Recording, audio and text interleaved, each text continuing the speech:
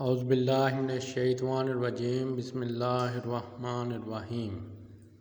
روزے داروں کے لیے ایک عظیم انعام۔ ارشاد فرمایا کہ حکیم الامت رحمۃ اللہ علیہ نے بہشتی زیور میں روزے کے بارے میں لکھا ہے۔ روزے داروں کو اللہ تعالیٰ قیامت کے دن عرش کے نیچے بلائے گا اور فرمائے گا کہ اے روزے کے رمضان کے روزے رکھنے والوں، تم ہمارے مہمان ہو، کیونکہ تم نے اپنا پیٹ جلایا تھا، کھانا ہوتے ہوئے بھی ہمارے خوف سے نہیں کھایا تھا۔ تم ہمارے عرش کے نیچے آؤ، تمہارے لیے دسترخوان بچھایا جائے گا۔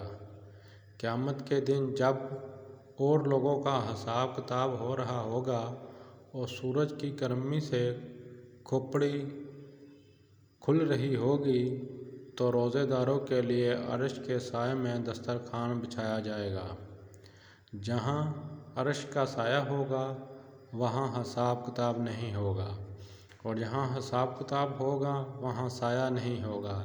لہٰذا عرش کا یہ سایہ ملنے پر یہ دلیل ہے کہ سائے والے سب جنت میں جائیں گے، کیونکہ جہاں سایہ ہوگا وہاں حساب نہیں ہوگا، اور جہاں حساب ہوگا وہاں سایہ نہیں ہوگا۔